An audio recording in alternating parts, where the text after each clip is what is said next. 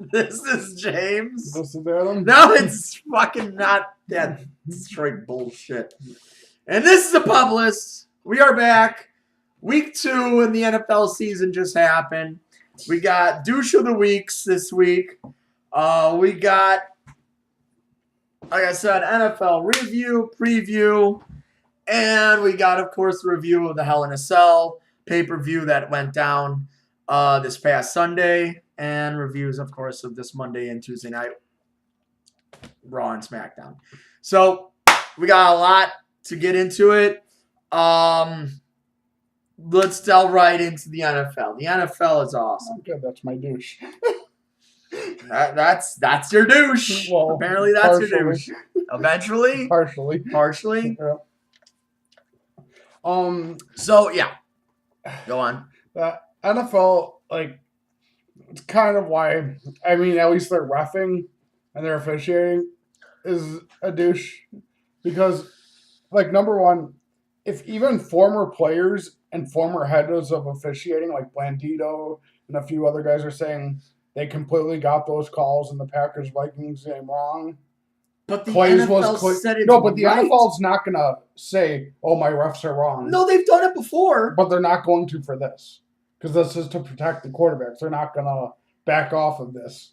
But, like... And then they're sending it... But even their former... But they're sending it to all the other teams saying, this is the perfect example of the penalty. But... Where? Yeah. Where? But even, like I said, their former head of officiating, Dean Blandito, said, in no way is that pass interference. That's a completely... Even Kirk Cousins and Brett Favre were like, it was a clean hit. I don't know why he was a passer. Well, roughing the passer. But even like Favre, Cousins, quarterbacks, and Cousins was the one who got hit.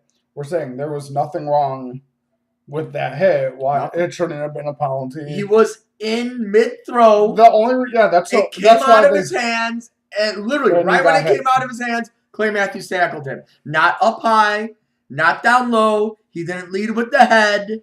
And the only reason it looked like he took him off his feet is because Cousins was actually moving backwards and moving up when he was trying to throw the ball. They said, oh, well, he lifted him up and he drove him down. No, he didn't. Look at it. He didn't do any fucking thing like that. And I even, kind of agree and, applaud Clay for, his comments. Because the week before, he had another thing like that. And he even said, he was like, he was like, because they brought that up, saying, it's 2 weeks in a row you got called for roughing the passer, and Clay was like, he's like, a week ago I was completely in the wrong. There was a bad play by me. I shouldn't have done that. I just in the moment I just reacted and hit him. I was wrong. I shouldn't have done that. Thankfully Nick backed me up and we still got the win. He's like, but this week I did nothing wrong. No, exactly. And he didn't do anything wrong. And you know what? That literally costed the game. It literally costed the game because they would have solidified the win. Yeah. They would have got an interception. And there was no time left, and there you go. No timeouts for Minnesota, and you're done. Now it's a tie, and now this could fuck up the whole NFC wild card and NFC North and everything with that. It's just it finally happened. It only took 2 weeks to finally fuck over a complete game, and I don't know, man. I don't know. I don't understand it. It was horrible for the officiating, horrible for the league but number one, I don't in any way like that games could end like that. It should be like hockey, where it's the normal length of a period, because it's 10 minutes for overtime. It should be 15. Oh yeah, it is. And they changed that, didn't they? Because it was 15. And you in the playoffs for hockey, you play till someone wins. Yeah. You play till someone gets a score and beats you. Even hockey, they play a 15-minute overtime, then a shootout, and you can even do a version of that. They just don't want the NFL games to go 4.5 hours because of time restraints of ABC and NBC and Fox. But you can even do a different version of that. Where, keep the 10-minute overtime, but if no one's won by then, do what college does. You start at the 20, you start at 20. But go till someone wins. It's just time restraints. And that's why they... Yeah, but if they're worried about like, because every year it's like, oh, his ratings going to be okay? More people tune in to watch a good game, which that obviously would be. It's just that right now we just saw something very rare. We got to. Well, not really. It was a tie. 2 ties in a row. No. That's why it's rare. It's the last time you had 2 ties back-to-back weeks was in 1973. This doesn't happen every year. It doesn't even happen every decade. Like, okay, if like in the next 3, 4, 5 years we have like 15, 20 ties total, then yeah, we might have to do something about it. But until then, I don't think there's anything to really worry about. The only thing that I do see, because that it's 10-minute overtimes, is that now they have the rule of like, all right, if the first team gets a field goal, and then the second team, it keeps going, and then the second team gets a field goal, well, guess what? You're back at tie. And then how much time are you going to have left in the overtime? Probably like 2 minutes, if that, 3 minutes. So yeah, that I can see. Proved anything is kickers can't make kicks. Oh my God! Except for what happened this week? Exactly. What happened this week? Everybody was missing. Well, to be fair, PATs. Mason Crosby made that game-winning field goal, but then they called the timeout. Well, that was smart on their part. No, it was. But if you first time ever. No, but if you watch the play, the ball was snapped before they actually signaled for the timeout. Oh, it's like even they don't give a fuck. But yeah, he technically made the first one then. But we have so many fucking missed field goals and PATs. Oh my God. How can anybody be a Browns fan anymore? How can you be a Steelers fan anymore? Well, dude. Well, how can anybody be a Steelers player? Yeah. I mean, everybody's going fucking haywire over there. But no. That's partially the Browns did the ultimate Browns game. You had it. You were up. You were up 13-12. You were good. Or 12-12. I think it was like tied 12-12 or something, 12-11, something like that. And it's like, how do you miss a go-ahead PAT at the end of the game after an amazing 47-yard pass from Tyrod Taylor, and then you miss the field goal to tie the game or to win it? It was to win it. It would have been to win it. Yeah. How can this be true? After I don't know, and man. And then Janikowski hits a 60-yarder. Yeah, well, yeah, Janikowski's a fucking boss. Like, he's just a monster, He just does what he does. Wow. Like, okay, we know that the Browns are 0-1-1. They're winless, and there's a few other teams out there that are winless. What team stands out to you that's winless, but you can say, you know what? It's just a bad start. They're still going to make a playoff push. Who you got? Who you got in that of the winless teams? I mean, there's a lot of them. Maybe the Steelers if the Bell gets back and because they're 0-1. Brown they're 0-1. Doesn't want to be traded, which he kind of does right now. But besides that, like, Saints are 1-1. Giants are 0-2, but I can't remember. Giants are. You know what? Giants are one of the worst teams in. Same thing with like Seahawks, Cardinals, and Lions are all 0-2, but they're all bad. Raiders are 0-2. They're bad. Yeah, John Gruden is bad. Bills are 0-2. Texans are 0-2. That's my team. That's my team. You know what? You started the season off with the New England Patriots. That you're probably not going to win that game. Jaguars did. That's the Jaguars. And then Blake Bortles.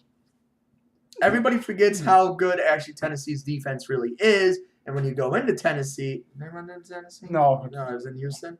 Yeah, it was in Houston. Well, Tennessee's a tough matchup. Yeah, they always are. They're a playoff team from last year. So you know what? With Houston going 0-2, they're my pick that they're gonna bounce back. Before you know it, they'll be 4-2. maybe 5-3, 5-2, and they'll be in the playoff hunt. And the Texans. Oh, what did they do? Oh. They start 0-2. All right, whatever. You got to remember the New Orleans Saints started 0-2 last year, and look where they went. started 0-2 the last 3 years, actually. Yes, that is true. Since 2014. So actually now 4 years and counting, they've started 0-2. The only reason they won the NFC South last year was starting 0-2. I see the same thing going on with Houston. The only reason I can't see the Texans doing that is just because the other teams in their division, with the Jaguars Tennessee, who just beat them, Colts, if they're that much better with luck now. Luck, exactly. Like it's just gonna. It's a very like tough starting off bad is gonna be a division. I'd say like there's a couple like 1-1 teams I could see like Bob's like I could see. 1-1, it's still 1-1. You got. But like like the Raiders aren't gonna do shit. The Giants, Cardinals, Lions, Seahawks are all gonna like keep failing, but like the Raiders, it's hilarious that their fans even show up to their games when Gruden even said he's building for Vegas. He doesn't care about this year. Well, Gruden's a douche. Yeah, and he trades Khalil Mack just because he can't, because Mack didn't like agree with what he was saying. I'm going with my douche of the week, John Gruden, and it's gonna show every fucking week, and it's ridiculous because the Raiders as a whole, as a team right now, they have 2 sacks. I understand it's 2 games, but they only have 2 sacks in 2 games. Where Khalil Mack, I think, already has 2 or 3 sacks by himself. He's got 3, and the Bears have 10. It's ridiculous. And what are the Raiders going to do? Are they going to draft a linebacker, a pass rusher in the draft? Are they going to draft one? It's like it doesn't make sense. But that also depends. Doesn't make sense. That also depends on. They were expecting the Bears pick to be a top 5, top 10 pick. That's the only reason. Well, they're idiots. So they're fucking idiots. If it's not, you're not going to get someone like next year, like Harold Landry or Key, that just falls down. They have Key on their team, but they don't know how to use them, right? No. But like Mack and the Bears have 10 sacks. Surprisingly, I'm surprised with this just because their pass rush didn't seem that impressive at all. Packers have 6 so far. Yeah. But most of them are Nick Perry. Yeah, exactly. It's Nick Perry. But no, John Gruden, you're a fucking imbecile. You really are. I'd say the city of Oakland is an imbecile because they gave him a 10-year, $100 million contract. And then he gives away one of the best pass rushers in the league. Good job. Real good job on that. And then he doesn't know how to use Amari Cooper and Derek Carr. Yeah, exactly. He doesn't know how to. Yeah. So with that, we're going to talk about a team that's 2-0 because you got the Steelers for the winless. The winless Steelers. Do you think they're gonna bounce back?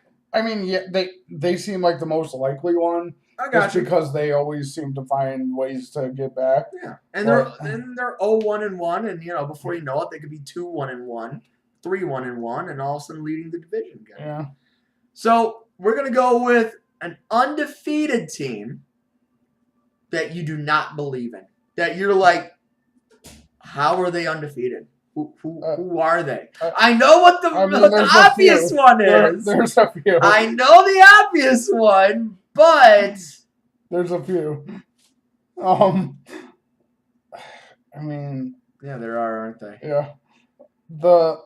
Name them off. The Bucks.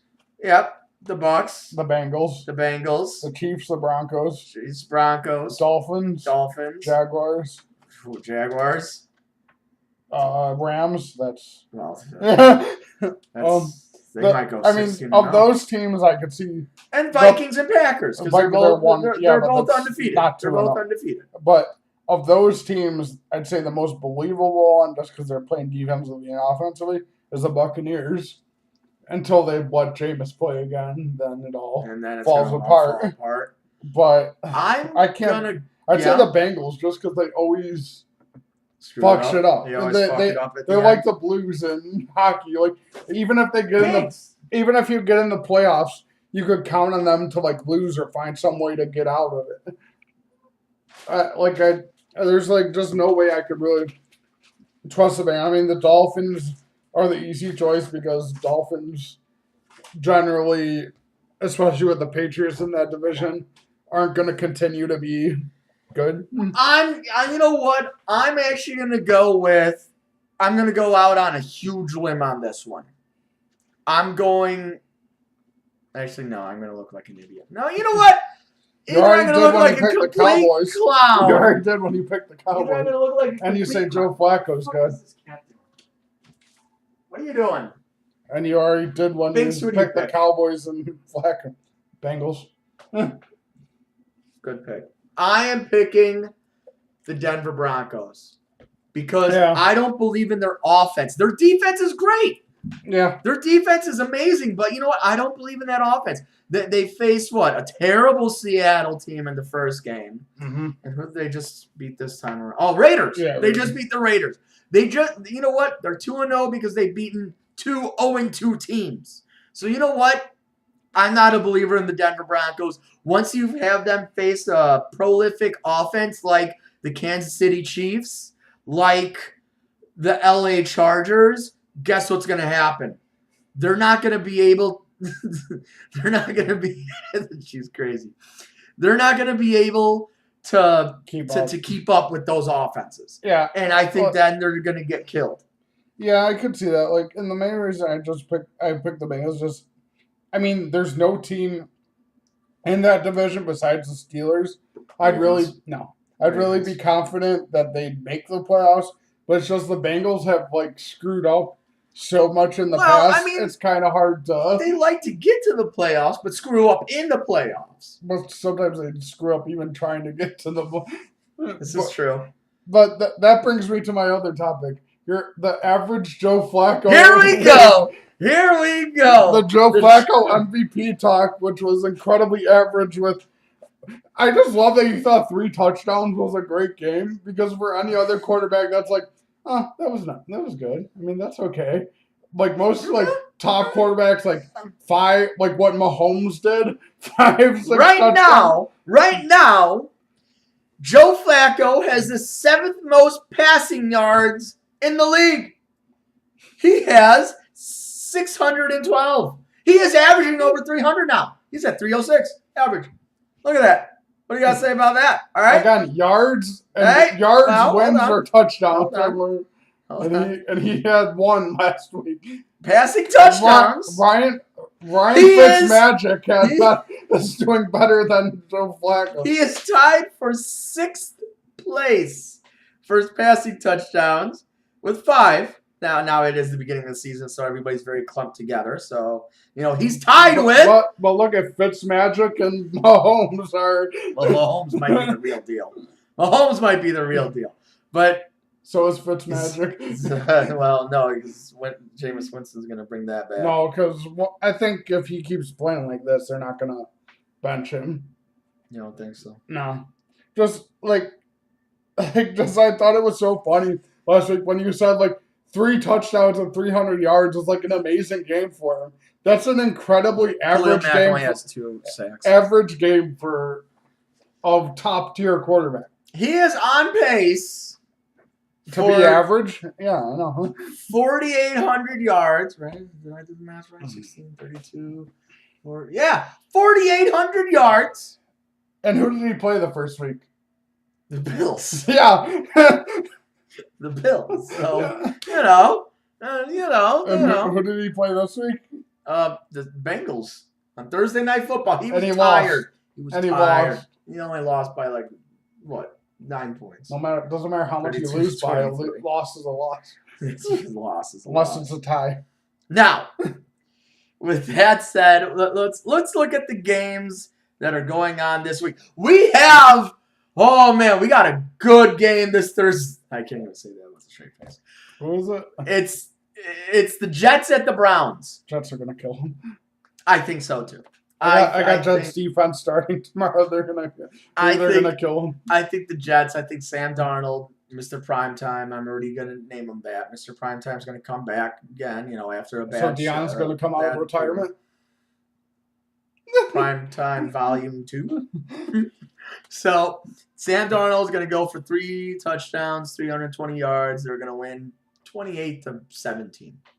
I don't know if the Browns will even get 17. The Browns looked like hard pressed to get that 12 last week. And it's funny because it was against a bad defense. Browns are favored by 3 points. At home? Yeah, the Browns are favored. Yeah, they're home. I would take the Jets in this. I would take them +3. And seeing that the over-under is 39.5, well, I just said 28-17, so I think that's more than 39. So take the over, take the Jets, lock it in. I said so. I don't think you should. Let's go. I don't think you should be advising people that you lose every bet last week. No, I did not lose every bet last week. Most of the football ones you were. I did okay for college. Not NFL. You bet on the Lions.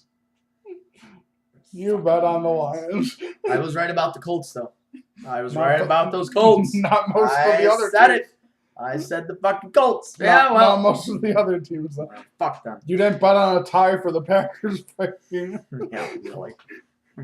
If I did that, I'd have to buy a couple lottery tickets. All right, so speaking of the Packers, we got the Packers at Redskins this week. Redskins are pretenders. Packers are going to win 31-20. You like it? I'm winning by more.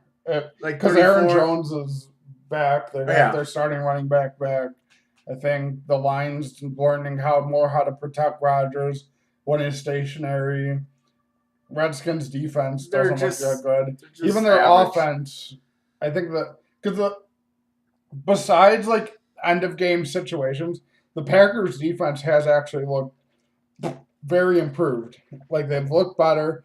Their secondary looks great. They had the hiccup last week when King got hurt and Devon House came in to cover Diggs and then just basically stood there and went, bye-bye.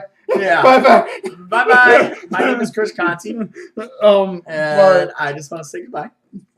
But, like, when the actual starting corners, House, Williams, Alexander, and Jackson are all out there, they're, like, a lot, like, actually, like, blocking. Like, King was basically locking down Diggs most of the game. He only had, 3 catches for, 14 yards when King was covering him. It's just as soon as House came in, he gave up, 3 75-yard touchdowns because he can't guard anyone. No. But, if those 4 stay in, there's not even a receiver on the Redskins. No. That, you'd even worry. I mean, Jordan Reed. But if their linebacker Burks is playing, he'll probably cover in. And Josh Jones is supposed to play this week, too. I can't see the dinking-dunking of Alex Smith really putting up that much against the Packers. I can't either. We got, this is going to be an interesting one because we got the 0-2 Saints. Wait, no, not 0-2. 1-1. That's right. They beat the Browns. Yep. Whoopsies. The 1-1 Saints against the 1-1 Falcons. At Atlanta. Saints. I'm actually going to say, even though I think the Saints will be okay, I think the Falcons are going to win this game. And New Orleans is okay coming from behind of 0-2 or 1-2. So they'll be fine. I think the Falcons will win this game. I don't know if the Falcons will just because, last week they looked better offensively, but they still don't against know a good Carolina defense. But and now they're going up against a defense that doesn't know what the hell they're doing But anymore. that's also because they handicapped their offensive coordinator because Freeman wasn't playing. But if Freeman goes back in, he goes back to being stupid and not knowing how to run the team. I thought he said he was questionable for this week. Oh, maybe he is. Over-under in that game is 53. I'm taking the over in that shit. Let's go. Tomorrow we'll have that on its own. Exactly. Yeah, really. Here you go. The Denver Broncos at Baltimore. Broncos. I have the Baltimore Ravens. I got Mr. Joe Flacco, baby. Average Joe Flacco. And the Ravens win. You know what's funny? 21-14. We were at a bar with people. Every person at our table agreed that Joe Flacco sucked except for you. They're all drunk. No, this was before the drinking started. They all agreed Joe Flacco is garbage except for you. Denver is coming down to reality, and Joe Flacco is the one to let that happen. So, Joe Flacco. With his averageness. They win 21-14. I don't think Joe Flacco could score 21 points. Really? He did in the first week? 21, yeah. Against the Bills. The Broncos' defense is better than the Bills. It's okay. It's okay. I believe in Joe. I believe in I said, if you believe in him, drop your other quarterback and pick him up. Fuck that shit. All right, we got the Bengals at the Panthers. Panthers. I agree. Panthers. See, here we go. My 0-2 team. They have a great game to pick it up. Giants at Texans. Tie.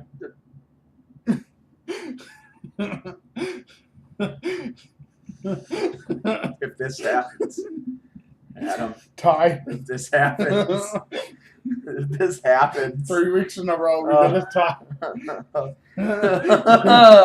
I'm, of course, going with the Texans, but if it really is a tie, oh, shit. 3 weeks in a row, it's going to be a tie in one of these games. You know how many games last week came extremely close to actually ending in ties? They were all really within a point or two. I was praying for ties across the board. Just every game ends in it. Oh my God. We got the Titans at the Jaguars. Jags. I have an upset alert. I think after Jacksonville doing what they did last week at home, very emotional and passionate game against the Patriots, they're going to drop the ball this week, and Tennessee's going to ride into the sunset with a 2-1 start. Right? Yeah, 2-1. Tennessee wins. Frisco at Kansas City. Oh, boy. Chiefs. Yeah, I got and they, run over them.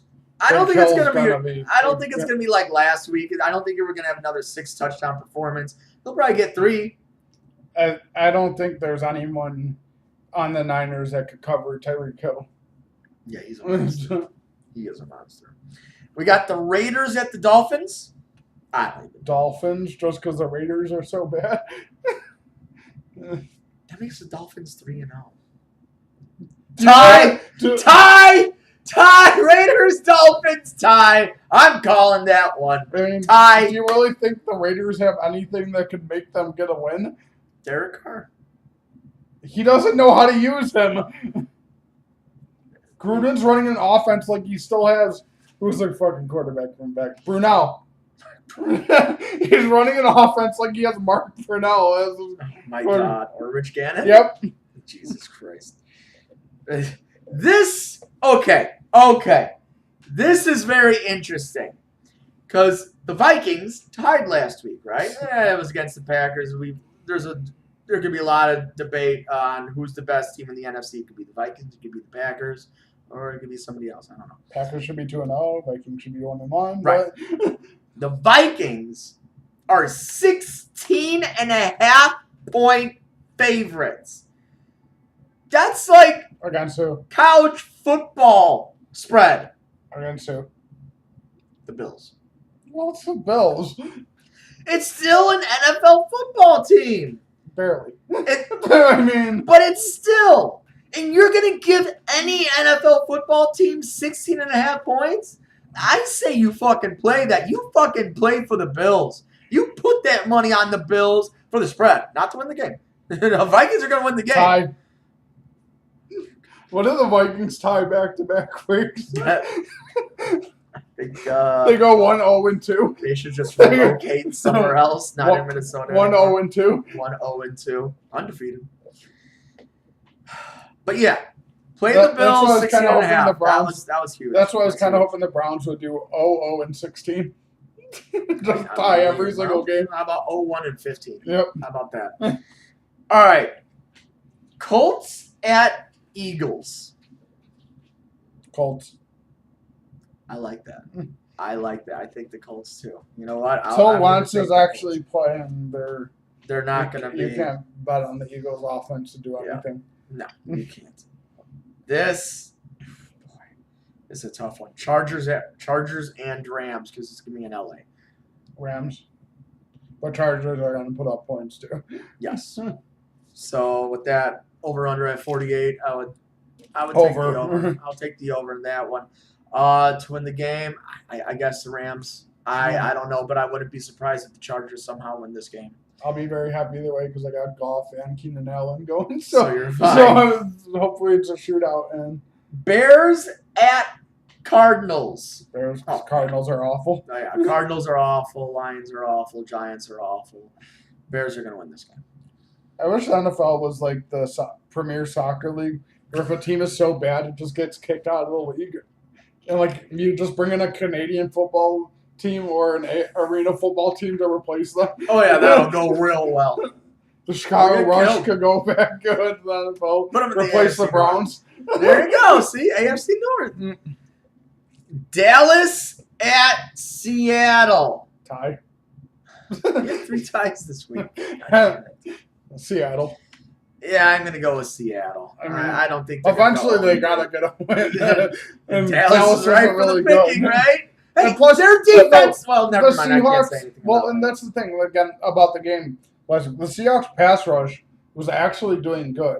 Yeah, their defense is all right. Their defense is good, so they can't make a consistent offense without Doug Baldwin. Dallas. They can't. The Seahawks are having trouble producing without Doug Baldwin in the lineup. But like, if for as good as the Bears looked in that game last week, they almost lost too, because Mitch threw 2 interceptions. They only won by a touchdown. They only won by a touchdown. The Bears legitimately should have blown them out. Yeah. Because of how their defense was playing. And they were on the road to do And the that. only reason they had that touchdown lead was because Amukamara picked the ball off and returned it. But Trubisky was playing awful. Like, he had that one touchdown. They even showed a clip of the game before, of the Packers game, where Trey Burton was like standing in the corner of the end zone, like, I'm open. And everybody else is on the side. Was just like, and just like throws it to the guy like 3 yards behind the line of scrimmage. Yep. I still have friends who still think that like Trubisky's like Mahomes, like he's eventually gonna just be like an amazing, like stronger. I just don't see anything about like Trubisky that's gonna. I mean, his athletic ability is good, but his problems aren't scheme problems because he's overthrowing and underthrowing a lot of these passes. It's decision making and footwork that's a problem. If those are the problems, footwork is really hard to fix on a quarterback, especially when they're like not. They just kind of started. You know who Trubisky reminds me of? Rex Grossman. Yes. Grossman could have been good. Grossman. Well, Trubisky could be good. Didn't 1 year? We're right there, man. Didn't 1 year Grossman have Olsen, Berrien, and Muhammad? Yes. Yes, he did. Yeah, that was the year they won the Super Bowl, right? I think so. Yeah. Or the year after. And then they had Anthony Thomas and Benson. Yeah, Cedric Benson. That's right. I mean, Rex. Trubisky's like Grossman, man. And I always thought like Cutler was like a big Grossman. Yeah, big Grossman. But like he could be good. It's just this offense was basically like tailor made for him, and yeah, he's still learning it, but he hasn't really looked that great in it. Like right. It's still early though. It's still early. With the weapons he has. He should be. I mean, he's using Allen Robinson at least to his full advantage. But that's kind of what I was. But that's about it. I was telling people last year too when they were getting excited about him. When they were complaining, oh well, he has no receivers. And I told them, I was like, well, look at great quarterbacks. Great quarterbacks make receivers out of nothing. Look at Brady and Rodgers. They just create like receivers and make them amazing. Marino, Aikman. But like Mitch had like terrible receivers last year, but he also had Jordan Howard, who's an amazing running back who can't do anything in this offense now. Yeah, well, I mean, he's okay. We're looking at Cat. He's averaging 2 yards a carry. Oh. He's getting killed in this offense. Well, Sunday Night Football, this is going to be a fun one. New England at Detroit. Detroit. Why the hell not? So Matt Patricia beats the teacher. Mm-hmm. Why the hell not? That makes the Patriots 1-2. Yep.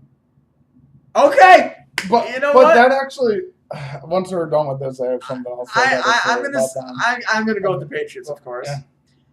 And then the last game, Monday Night Football, we got the Steelers at Buccaneers. Tampa. Wait. The Steelers. Wait a minute. Who did you say would bounce back that's winless? I said the Steelers. I said when Bell comes back. You said No, I said when Bell comes back. Until he comes back. The one team that's undefeated will go down. You said the Buccaneers. And you're gonna pick the Buccaneers. No, I said the Bengals. Oh yeah. No, I said when Bell comes back. Okay. When Bell comes back, James Conner's good.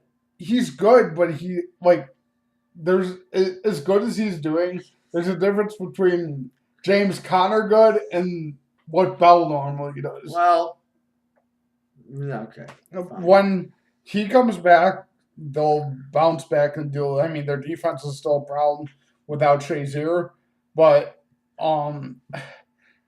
until number one, this is kind of what I want to talk about with how the league is. There's so many players now that are extremely unhappy in their situations. Brady kind of talked about Belichick, saying how they asked him how is it to play for Belichick. He's it's kind of like having an extremely grumpy girlfriend, where no matter what you do, how good you do, they're never happy, they're never satisfied, they never say, "Oh, you did a good job. Oh, great. I'm happy for you. You're really helped me out. You really did good."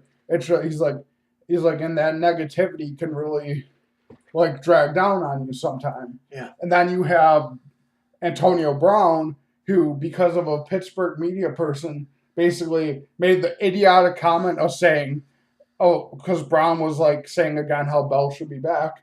The reporter said, "Oh, well, Antonio, you're lucky because if you..." Oh, no, it was a former PR guy that worked for the Steelers. Yeah, but he said, "You're lucky because if you weren't in Pittsburgh with Roethlisberger, you'd be nothing."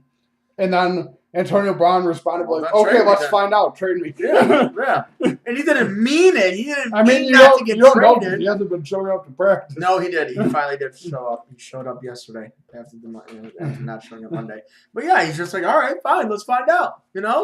You want to fucking, game on, hold my beer, But no, I got the Steelers in Monday Night Football. I got them over the Bucs. But what were you gonna say when we were talking about was it the Patriots, Lions, or right before that? Seahawks? Dallas? Dallas sucks. I think. Dallas Cowboys. No, I think it just the teams how they're set right now. Just it's crazy how much of a separation it is even early on between the teams that are supposedly good teams, the top teams, and the other teams. Well, you look at a team like the Giants, who have Barkley and should be a lot better. And Odell. Yeah, and Odell. And you compare them to say the Packers, the Vikings, the Rams, the Bucks, the Rams, who are the top teams right now. Yeah.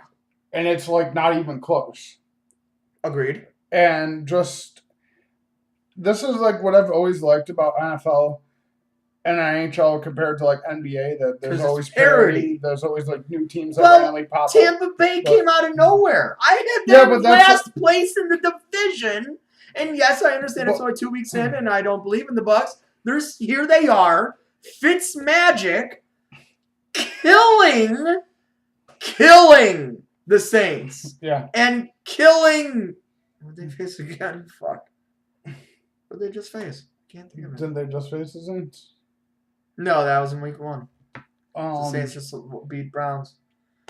Who did Tampa Bay just fucking beat? I can't fucking tell. Think about it.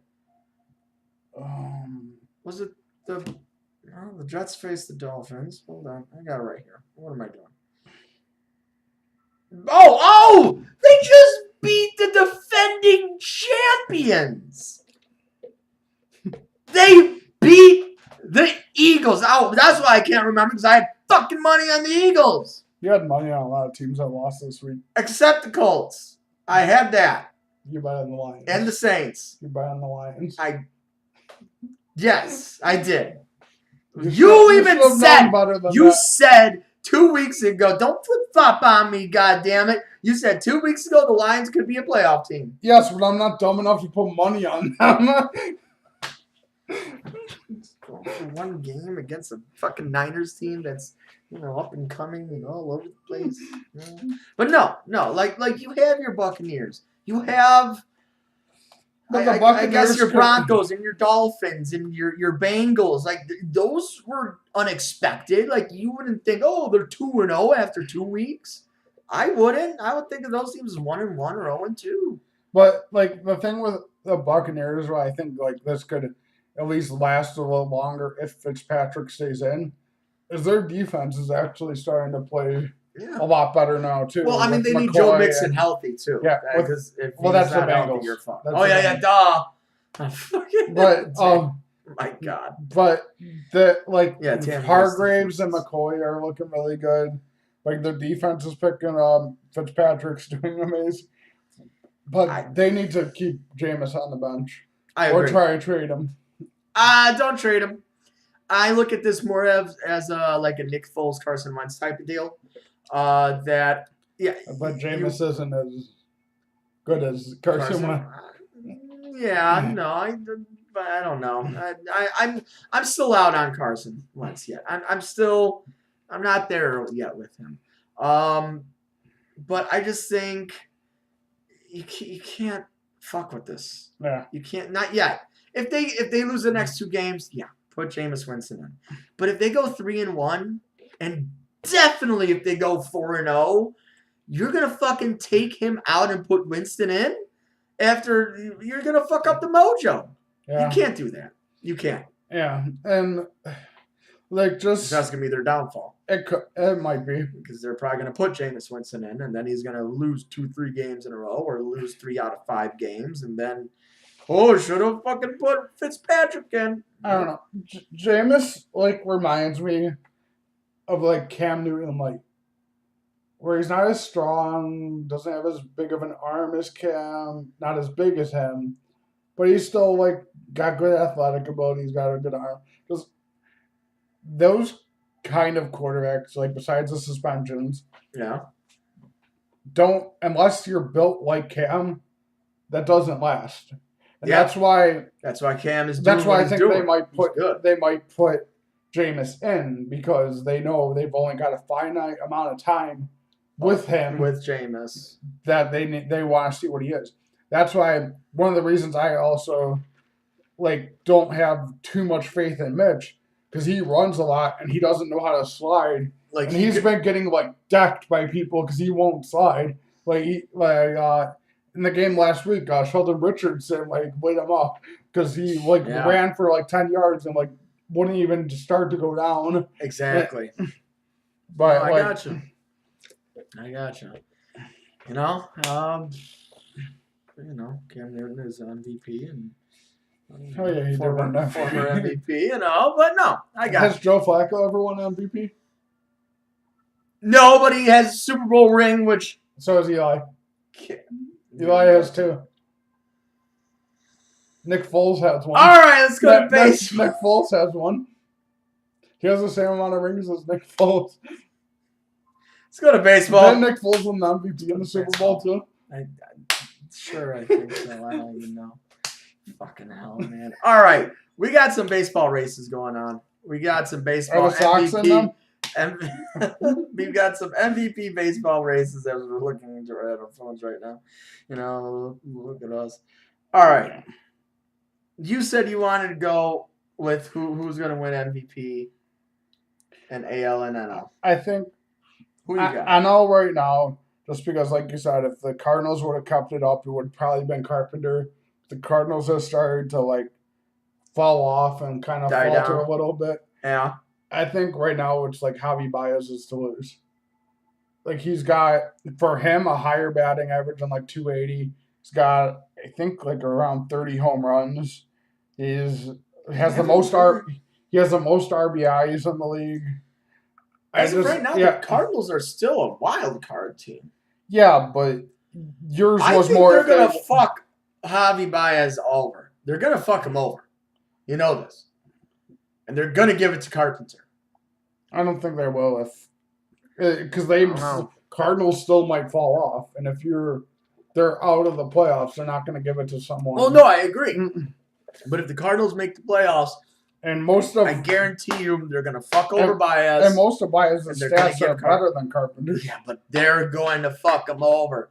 Baseball's all about fucking everybody over. They didn't with Chris Bryant. Well, because that's a solid MVP guy. He won it. There was nobody else. He's just a cocky little asshole. That's why they're going to fuck him over. Just like Patrick Kane and Aaron Rodgers. Yeah. He's just a cocky little asshole.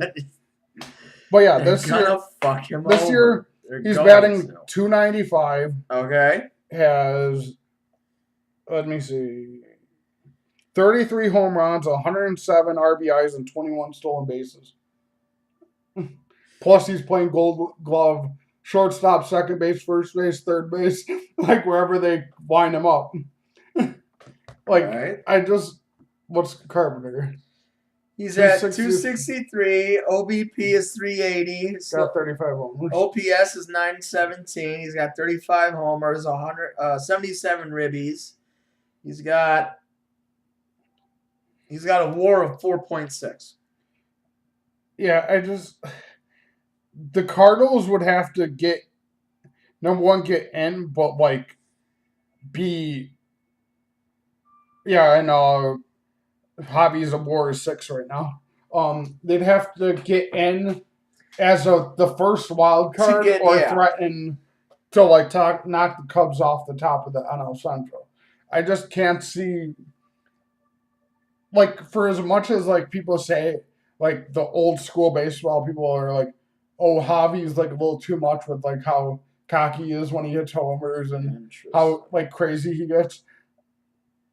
He right now is the best player in baseball, and that's kind of saying something on the team he's on, where it has Chris Bryant, Anthony Rizzo, Kyle Schwarber, Jason Hayward. It has other people you'd consider MVP candidates, and he's still being the top player on that team right now. He's been the most consistent. He should. If they win the NL Central, they win the division, and hopefully the Cardinals do not get into the wild card. I think the Cardinals probably get into the wild card. I think they're going to give it to Carpenter. It's too hard. The only one. Well, who's the next team besides? Brewers. Brewers have theirs. Rockies are a game out. Rockies are a game and a half out, and Phillies are way out. So it's literally the Rockies, the Cardinals, the Dodgers, and the Brewers, all 4 of those teams, and there's only going to be 3 openings for that, with an NL West champion and 2 wild cards. Well, Dodgers are pretty much in they're 84 and 68. So the Rockies are a game out. Yeah. That's it. Whoever doesn't win that division, I could see being the wild card. Instead of the Cardinals? Yeah. Instead of the Brewers? Because I'm pretty sure the Cubs still have a few games left. No more with the Brewers. No, with the Cardinals. It's going to make or break them. That's for damn. Yeah, we got, let me see. But with that. Yeah, we could eliminate them the last week of the season. We got 3 against the Cardinals. That's it. That's going to be very interesting. And we got 3 against the White Sox coming. Hey, I think the White Sox are fine. Wait, let me see. I think they're eliminated. No, they're eliminated from contention. Not yet. No, they are eliminated. They're done. Bye-bye. Nope, not yet. What do you mean not yet? It says right there. No, done. It doesn't. It says they're Tigers are 92. eliminated, not the Sox. No, the Sox are eliminated. No, they're not. They're eliminated. Nope. Yes, they are. It's the Tigers, not the Sox. My poor White Sox are finally eliminated. And now we got to wait until next year without Michael Kopech. Yeah. So the AL. Yeah, AL's a little tougher, just because the best player in the AL isn't on a team that's going to go to the playoffs because he's on a shit team. Yes, agreed. So it'd be Trout. But that makes sense. I'd say if it's one of the top teams, I could see Bogarts or Aaron Judge, Jose Ramirez from the Indians. I could see one of them getting it just because even though Trout is the best player and should get it, they're not going to give it to a team that's already eliminated from the playoffs. Right. They're not going to do that. I just saw the stats of one guy. He's second place in batting average with a .327 batting average. He's only 11 points behind the leader. He's got 41 home runs. Joey Bats. Jose Bautista. No. He's got 41 home runs, which is second in the AL right now. And I think I just saw that he has like 107 ribbies, which is leading the AL. He is in the top 2 of all 3 categories that would make you Triple Crown. JD Martinez. Yeah. I think he's going to be hands down your AL MVP. Yeah, I can see Martinez. JD Martinez. Yeah. He's doing it. He's getting hot at the right time. I'd say the one thing they're going to need it in October, especially with their pitching. But yep. I could say this with Martinez. Like I think the thing that might hold Javi and Martinez back from being like a surefire MVP is there other players on their team. Oh God, yeah. Will get votes for that just because even though Chris Bryant's having a down year. I mean, Rizzo's year is pretty much the same as Rizzo always is. Yeah, Rizzo's just Rizzo, man. But I could see, like same with Martinez, I could see Bogarts and Betts like taking votes from him just because they're all really good too and put up really good numbers too. But yeah, it should be JD Martinez. If it wasn't playoff consideration, it would be Mike Trout. But unfortunately, he signed a really long contract in LA, and he's probably never going to win anything. And you know what? That's fine. If he wants to do that, there's nothing held against him. Good for Mike Trout. He loves LA. No, but you kind of been there all his life, for all his career. Like bad for him that he's never gonna There's a good chance he's not gonna make the playoffs. There's actually players out there that kind of don't care if they make the play. Like they care, but it's not their number one priority. Yeah, you know. It's I mean, I don't want to say it sucks, but you know, it's just that people think differently. And if you're really good at it, I mean, more. It feels bad because you know he's the best player in baseball, and he should win a World Series. I don't think he ever won a series yet, like an ALDS. I don't think he's. I don't know if they've even been to one since he's gotten. I think he has like. Call Justin. He'll know. He's been a bandwagon fan for them since Trout exactly got there. So for sure. Like, and that kind of brings me up to like my next topic with baseball is the top 2 teams right now rumored to get Bryce Harper are the Dodgers and Cubs. Jesus Christ. That's. Hold on. Can we just legalize the DH rule and just let Schwarber DH put Harper in left field and just call it a day? If either of these 2 teams get Harper, they're going to go to the World Series for the next 3 to 5 years. Yeah, they'll probably lose to the other one. Maybe they'll get to 3 World Series in the next 5 years. That's how it's going to be. So, yeah, can we just legalize the DH rule? Might as well, man. Schwarber DH, might as well. Bryce in left. Yeah, sure. If that happens, I think they trade Hayward or Schwarber. Because they'd have to trade someone in the field.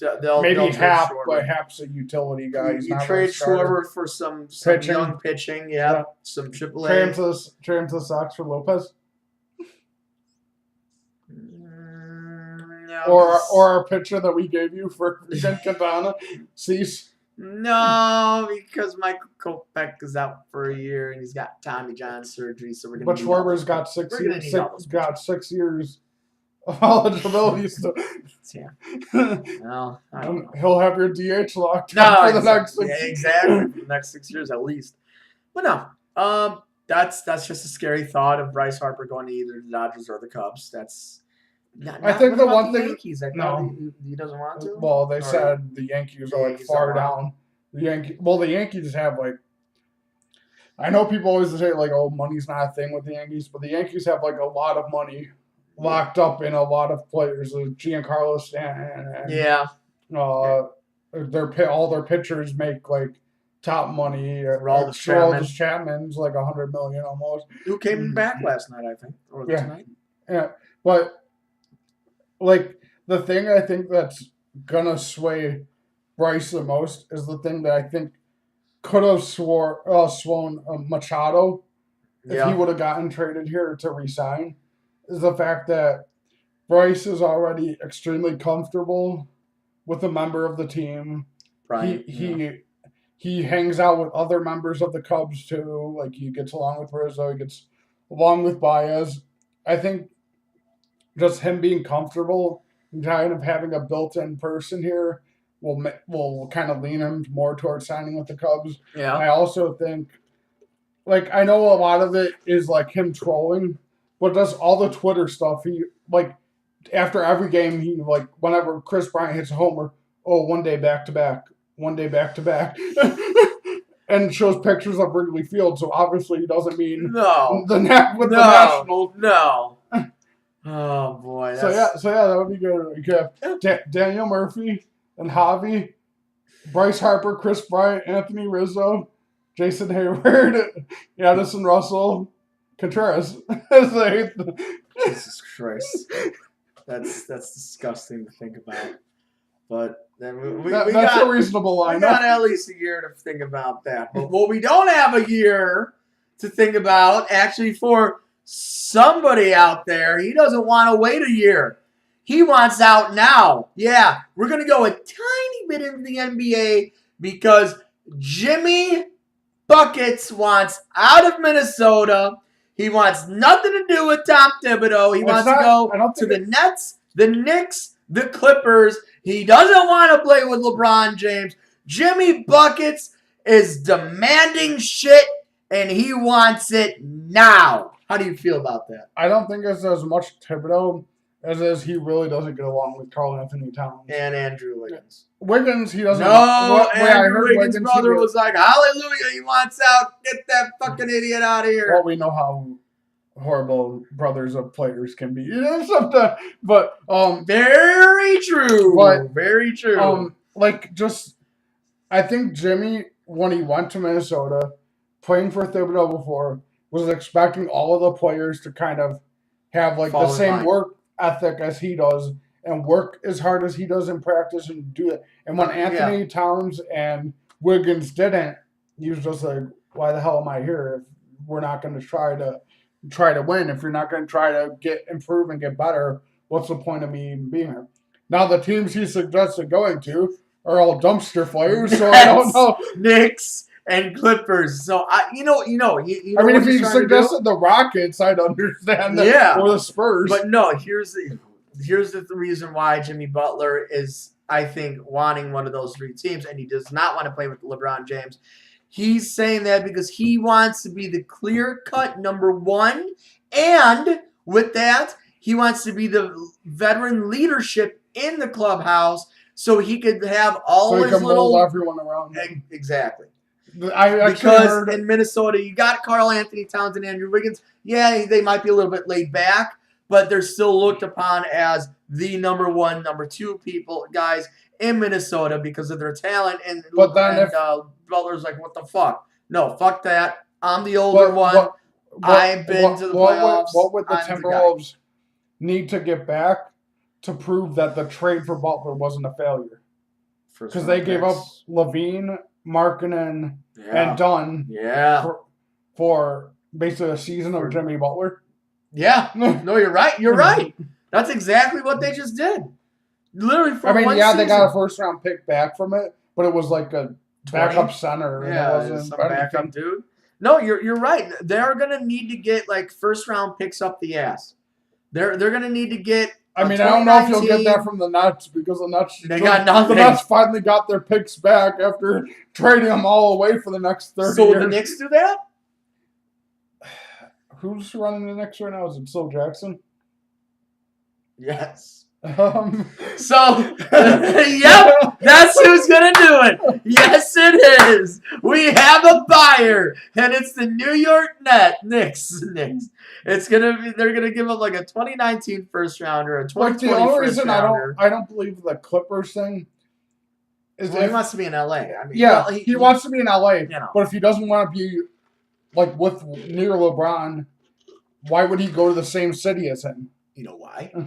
Because there is another man out there that is doing a 1-year deal, and he was just traded. Mr. Kawhi Leonard. Kawhi Leonard, Jimmy Butler in the Clippers next year. If Jimmy gets traded there, I could see it. There was actually one rumor going around that, I mean, I don't know if I believe this or if I even want this, saying Jimmy doesn't get traded at all. He just plays out his last year and then signs back with the Bulls. I don't think that's going to happen. I don't know, but I don't think that's going to happen. Looking at what I wouldn't do that. Well, no, there's no space for him. $150 million for another 4 years. Here we go. Well, there's no space for him because no space. Levine's the shooting guard, Jabari's the small forward, exactly. Larkinen's power forward, so Wendell's the center. We're getting our team back together. Don't worry about the Bulls. I actually really like their team this year. Their lineup is going to be. It's going to be fun. I mean, they might not know how to play defense, but they're going to score a hell of a lot. If they're healthy. If they're healthy. Yeah. Well, I mean, there's a lot to do with the health. That's mainly Jabari and Levine. Yeah. Well, Levine healed really well from it. He just didn't look that good last year because he was still kind of getting back into it, and he was with the minutes limit. He even said in an interview, like, the reason I was just kind of blindly shooting was I knew I only had like 10, 15 minutes to play. Yeah. I wanted to get shots out so I could get back into it. I wasn't trying to like take away from the other members of the team. I knew I wasn't going to play much, so I want to like get loose and get my shots off. Like, I think even if they don't, like, Dunn and Wendell Carter will play defense enough to like not to where they're not giving up like 150 points. Yeah. But it'll be more like 110. But I could see this team like scoring a lot, especially in a bad East. Exactly. East especially in a bad East. I mean, it's going to be very tough. That's why just going to have Boston, Toronto, and maybe Miami. Yeah, that's why there's one team I was kind of surprised Jimmy didn't name on his list. If he wants to play with Kawhi, just go to Toronto. Kawhi's not going to. No, here's the thing. If you bring in someone else, he might. If you bring in a player like Jimmy, and Jimmy's already has his contract. Yeah, but they already got. They got DeRozan, or did they trade him? No, they traded Lowry. Yeah, they got rid of Kyle Lowry. No, well, maybe it could happen. But you know what? We got a little bit more until basketball, and that was, a little snippet of that. So let's go to the WWE. You know what happened this weekend, Adam? A terrible pay-per-view. Hell in a Cell happened this weekend. You know what? Barely. Barely happened. There's okay. The Cell looked cool. There was a lot of good. Yeah, it did. There was a lot of good that came out of this past Sunday, and there's a lot of bad. You know what?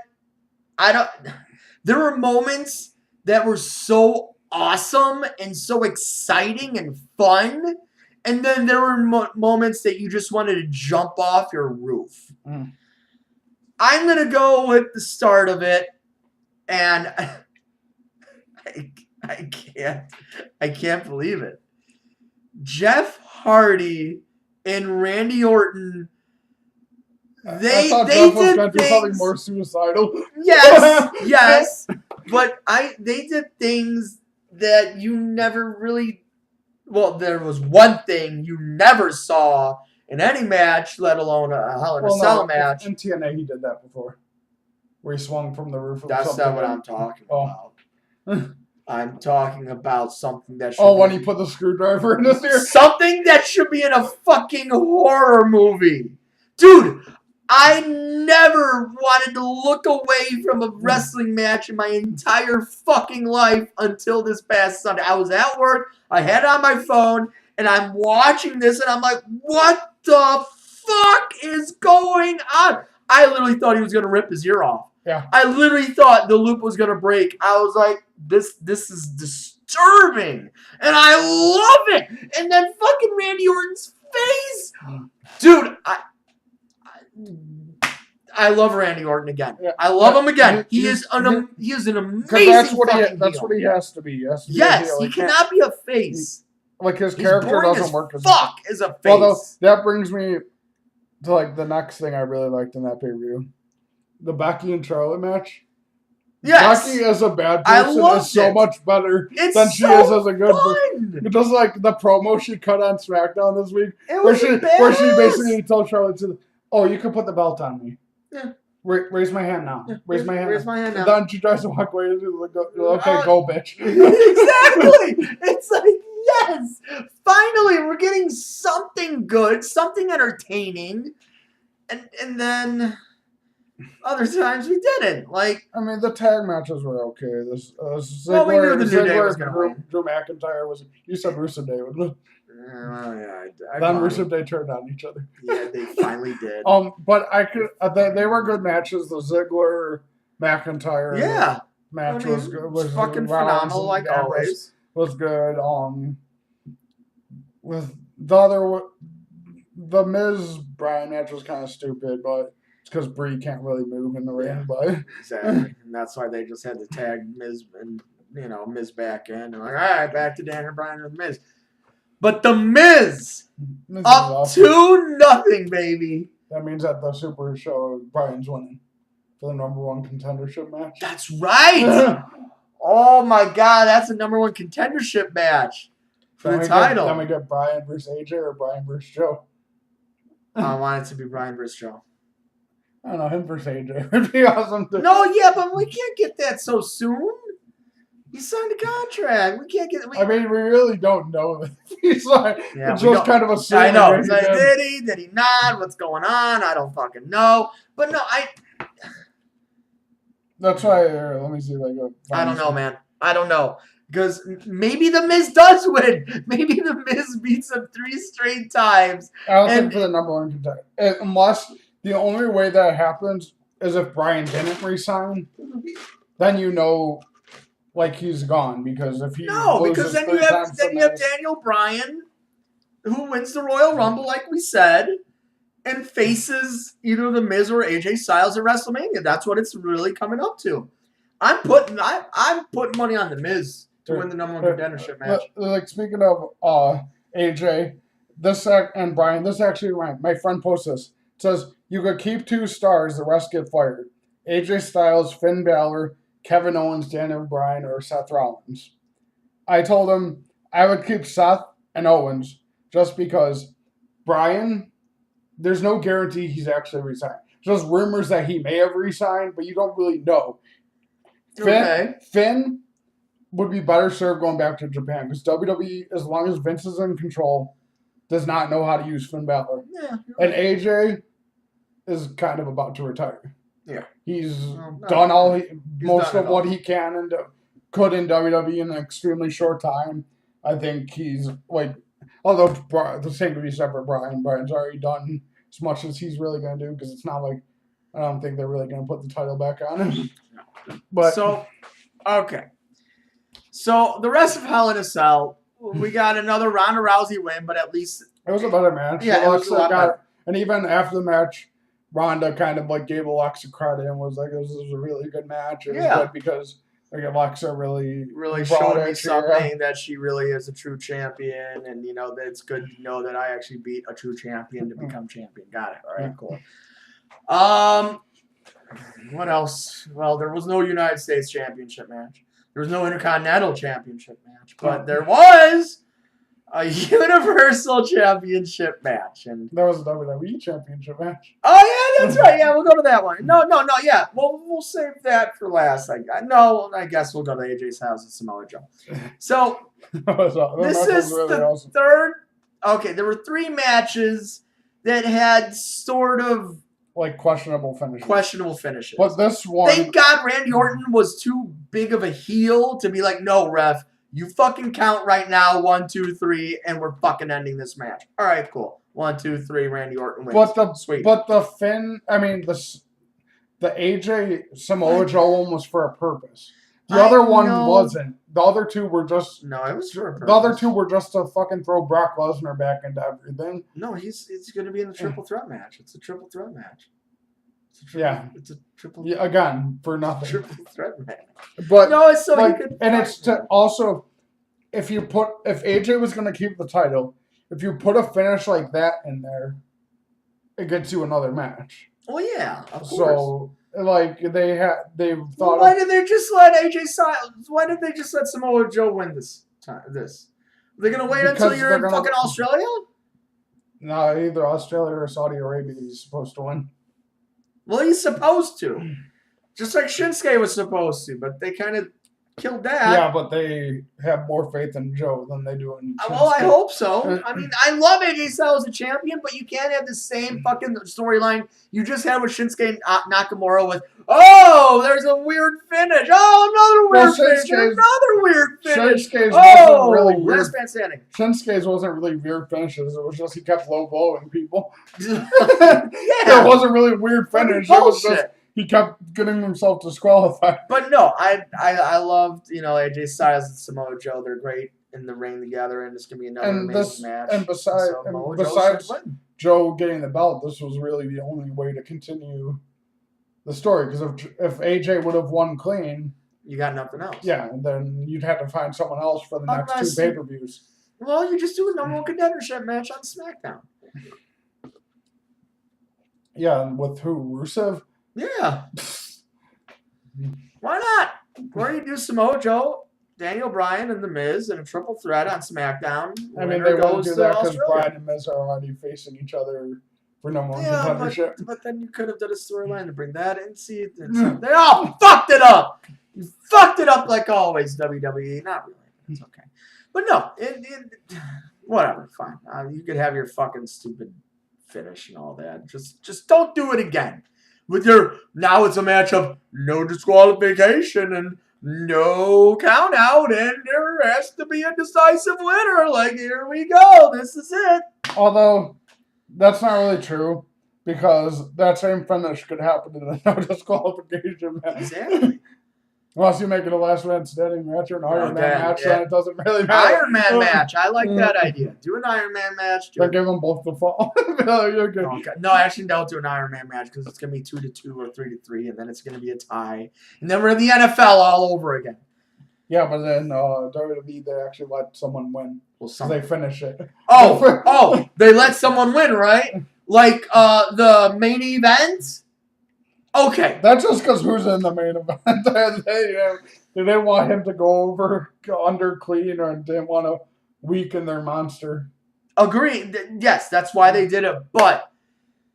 And WWE always has lots and lots of plot holes. Plot holes. Mm-hmm. All they do is plot holes. You have had how many Hell in a Cell matches in the history of the WWE, right? Mm-hmm. All of them are they all are no disqualification. Anything could happen. People, come in all the time and beat the fuck out of somebody and all that stuff. You got Kane's debut. You got Chris Jericho helping Kevin Owens. You got Shawn Michaels. Yeah, you got that. You got Vince McMahon with the giant truck of hay where Rikishi dies, pretty much. You have all that shit. And you got Brock Lesnar. You know what? No one saw this coming. No one saw this coming. And even a little bit of me liked it a lot. It was just like funny. It wasn't. It was just like you just have mayhem everywhere. Define Dolph Ziggler and Seth Rollins do their little spot. They both fall. Okay, what do you fucking do? And then you just hear dun, dun, dun, dun. It's like, what the fuck is going on right now? So you have Lesnar come out. He kicks down the fucking door. Oh, yeah, and you got fucking Paul Heyman macing Mick Foley. You have Brock Lesnar giving no fucks, hitting people with broken tables all over the place. F5's Braun Strowman. F5's Roman Reigns. Leaves fine and great. And what would you expect in a match like this? Maybe even when fucking... Okay. when he F5 Braun Strowman and then he F5 Roman Reigns on top of Braun Strowman, he should have stayed on Braun Strowman, had the referee come in, 1, 2, 3, fine and great. I understand they don't want to make the monster, weak, but you can't have a no contest. You can't. You can't. When that happened, and the one thing like that, you can't. When that happened, you just can't. The one thing I was really waiting for and really wanted to happen was I wanted Baron or Kevin Owens to come out with that contract and be like, you requested a match. You didn't cash in your contract. Yeah. Then they run out and pin whoever. That would be funny. That would be funny. But here we are with an anticlimactic finish and no finish. And you have another year of Money in the Bank just down the drain again. Alexa's was good. Well, no, that was perfect. Alexa's was another men's Money in the Bank down the drain. Like, all right, whatever. Not going to happen this time again. And now you just have Brock Lesnar saying he wants his rematch clause, and it's going to be in Saudi Arabia in the beginning of November. What do you fucking do? So here we go again. Yeah. But he's not going to win. No. I know he won't win. And he probably won't even be the one to get pinned. Or maybe he will. Maybe. I could see. I joked with my friend about this. I was like, I could see Brock just coming out F5ing Braun 10 times and then Roman covers him and wins. It'd be terrible. No. But it's something they'll do. Huh? Yeah. But no, it's. I like where SmackDown is going. Yeah, with Becky Lynch and Charlotte Flair, that whole thing, and with AJ Styles and Samoa Joe, they just better have a great finish for that rivalry. Raw is a little lost. Yeah. I do like some of the Cruiserweight and 205 Live people being the managers for the other guys fun. On the show. Yes. Like Maverick is the manager for AOP now. And Leo Rush is the manager for Lashley. Yeah, that's right. What's up with that? Because Lashley can't talk. He sounds like Brock when he tries to speak. I am Brock Lashley, Bobby Lesnar. Hear me roar. But I like them using the 205 Live people as just managers. Put them on the screen a little bit more. That actually reminds me of one thing, I saw today, let me bring it up. The WWE DLC came out today for what the game is going to be. Saying what all the DLCs are going to be, or the ones they're announcing, because they might add more. Yeah. There's going to be a Titans DLC. That's Bobby Lashley, EC3, and the War Raiders. So wait, Bobby Lashley's not even going to be in the real game yet? When he signed late, so it's basically after WrestleMania. Okay. On the other one, why is Ciampa not in this? He's in it. They're just fucking with people. I saw that shit and I'm like, what the fuck's going on? He's in it. They're just fucking with people. Okay. Then there's a Rising Star pack, which is Candice LeRae, Dakota Kai, Lacey Evans, Leo Rush, Maria and Mike Kanellis, and Ricochet. Nice. And then the new moves pack. But there's also all Ricochet's moves. But there's also his moves are already in the game. Okay. From last year. But there's also rumors that these are the announced DLCs. How they're setting it up is kind of like how Madden goes, where it's you can constantly update rosters, teams, and just go. Oh, okay. And supposedly more DLCs down the line will get announced, and they'll possibly a Legends DLC because there's none this year with the Hall of Famers. And they might eventually announce that. As for the Ciampa thing, obviously he's in the game. They're just fucking with people. Yeah. But I think the way he's in the game and the way Brian Kendrick are in the game, I think is something. The reason they're not announcing it is Because you know how I talked about they have that towers mode? I think Tommaso Ciampa's the number one in the NXT tower. Okay. And Brian Kendrick's the number 1 in the 205. Okay. And Nikki Cross might be the number 1 in the NXT women's one. So you got it. So you beat the towers and you will unlock them. Okay. All right. I'll go with that. That's fine. But that's all I got. Shit. I'm done. Joe Flacco sucks. He'll always suck. I guarantee he'll throw at least an interception this week. And I guarantee you he'll have a touchdown or more. Ravens over fucking Broncos. That's right? That's who they're facing. The Broncos still have Chris Harris, right? Yeah, he's like 37 now. He's old. He'll get intercepted by him. Let me just make sure I said the right thing. I don't even know what I'm talking about these days. Yep. Denver and Baltimore. Baltimore wins. I'm James. Hi. I'm Adam. Adios. See you next week.